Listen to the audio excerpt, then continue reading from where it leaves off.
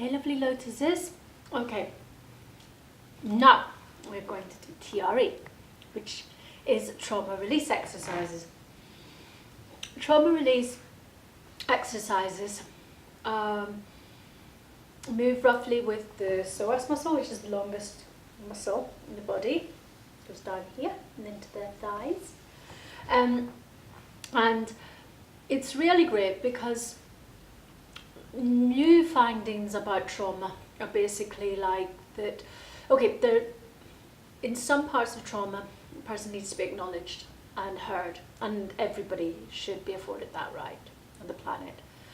But there are some instances where somebody's just come out of a tsunami and is paralyzed with fear. I don't need to talk about it because often the way the brain is working, they can get re-traumatized if they go back into it too much, and especially if it's recent or very severe. And so there are different ways we want to work with trauma. Trauma release exercises are just amazing. They basically, for me, anything that follows nature is probably a winner. And in many ways, TRE is looking at biomimicry, and it's like something we've forgotten to do. So if you think of like a little gazelle who's been chased by a lion and manages to get away, you might have seen nature documentaries where the gazelle then goes to a watering hole, goes, and shakes a lot, and then it just wanders off, and this is something that we've forgotten how to do. So when we store the trauma in our psoas muscle and in other parts of the body, what we've forgotten to do is how to actually shake it out so it becomes stored, and then the overwhelm happens, etc., etc. So when we identify traumatic things, we can just shake. And they believe that 30 sessions of TRE and you'll be trauma-free. Obviously, every day we might have a new trauma, whatever. So it's quite a good thing to do as a regular-ish practice. What I want to say is if you feel you're really traumatized by something, don't do so many minutes. Do what you feel comfortable with, okay? And then you can work it up. People, so sometimes now in their natural disasters, they have holes through people just wriggling. Now the great thing about this is, just as we mentioned the gazelle, well, I mentioned it, but other people do it too. The thing is that our muscles have memory. So actually once we activate this, it's actually quite easy to just go into a tremor state quite naturally, and to actually have more of a natural mechanism for releasing. And I think I might have said in the video, but it would be great if we get to a point where people just go and just move on, and they are considered mad, doing that in the street at the bus stop or whatever, because actually it just means we won't carry all these burdens and carry all this stuff, because actually the body holds the score, as Bessel van der Kolk, a leading trauma theorist on the planet and practitioner, says. Okay, or maybe it said the body keeps the score. Anyway, so I am going to do, as I said, I do this. Well, now I do it naturally. I work with kriyas and kriya energy, so my body does involuntary spasms and mudras anyway. And you may find that this will happen to you. So I do a very brief warm-up, and I'm just going to show you these exercises on a quick way, because I'm mindful we've done a lot of transmissions recently, and I just want to give you these tools, and you can play with them in your own time. What you want to do with any of these is slightly different from a yogic practice, where they would say in some yogas, if you're starting to tremor a lot, stop. We're actually trying to take our muscle to a point where it's kind of like wobbling, and then you go to about 7 out of 10, or that's as much as I can cope with, okay? So if you're at 4 out of 10, you need to do more. And once you're really, that's a good sign.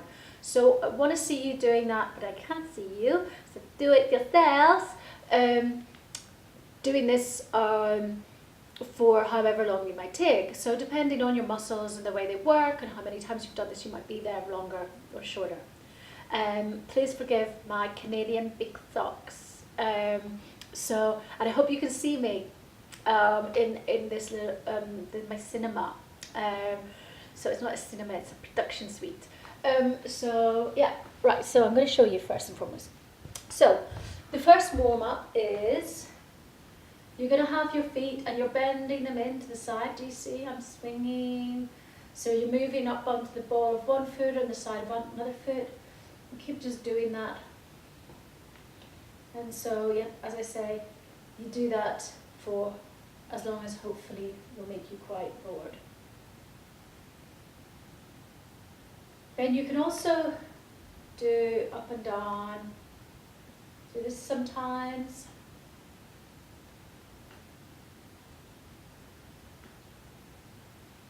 There's another one that I'm forgetting right now, but I've got the most important ones for you.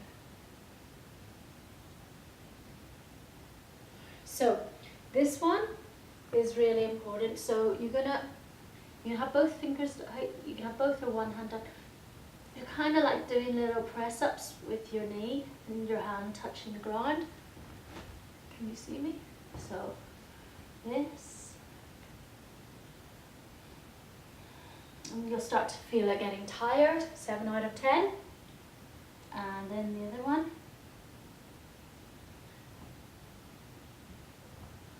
Okay. And then this one.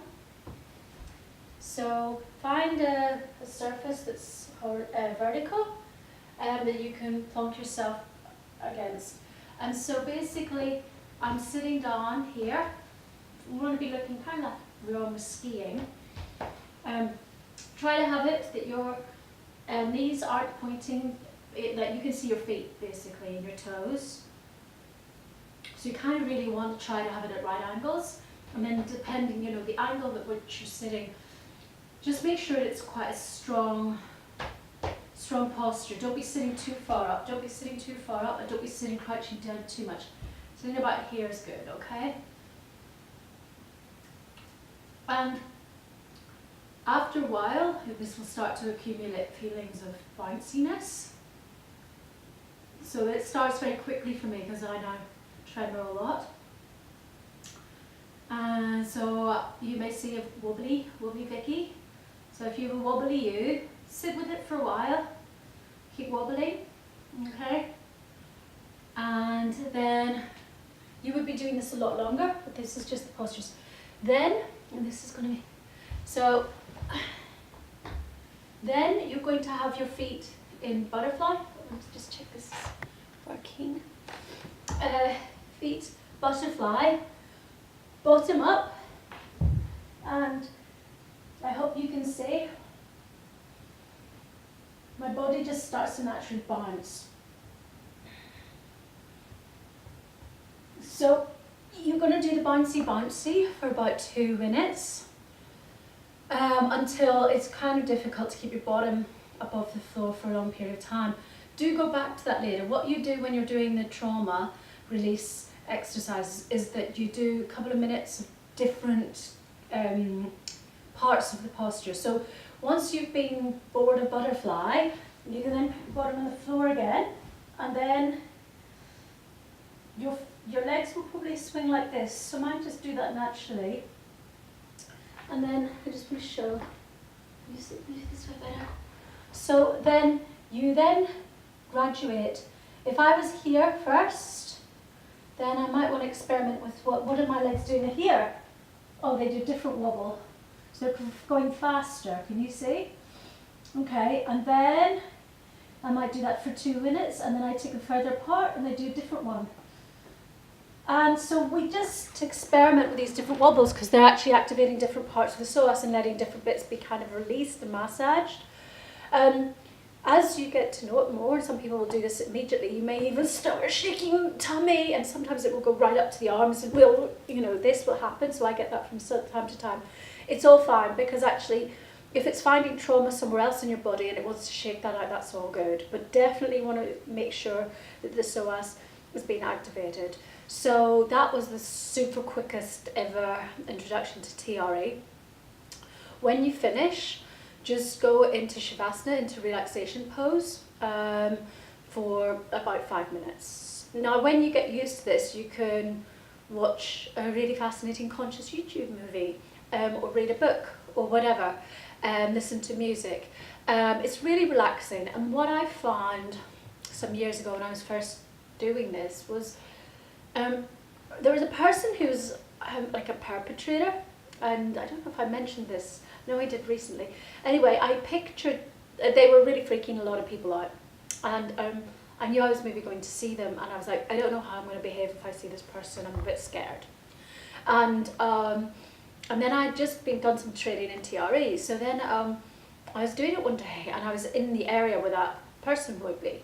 And so I thought, I'm going to focus on them. Because I knew, with what I know about the unconscious, that the more afraid I was of them, the more they're going to come in my field, you know. Like I was like, I'm really not ready to see them at the local supermarket. So basically, I focused on them, and I realised, even by the end of like 10 to 15 minute session, a normal long session would be about 20 minutes, by the way, that I'm really not as phased out about them anymore. And my feelings of terror about this person had been down to maybe a 2 out of 10, where I was probably in a 6 out of 10.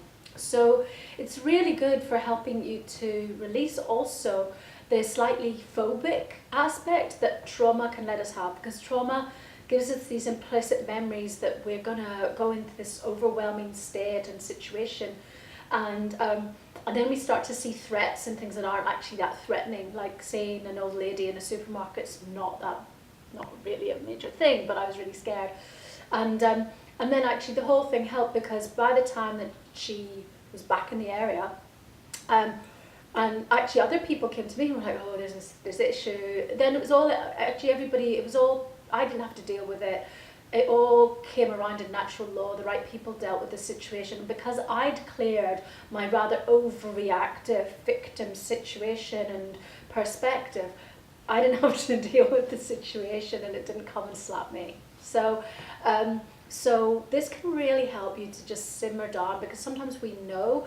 So when we're in an abject, huge trauma, sometimes we don't realise we're behaving really phobically about something because we're in such overwhelm. But if you're observing at the moment that you've got some slightly irrational behaviours towards things that other people might think are normal through what's come through in the last few days, then this can help you to start to dim it down so you can see the wood for the trees. Okay? But also it's going to release very gently these residues and years of stored trauma, so that what's happening is you're being kind to your system, so that if things are coming up, you're actually getting an opportunity to just let it go naturally.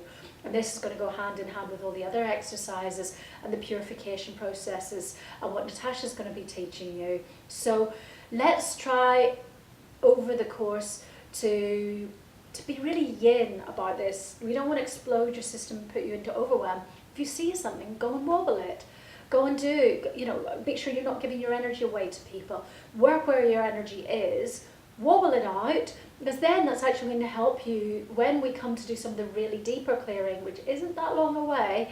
Then you're going to be able to do it without so many things all accumulating in the same place.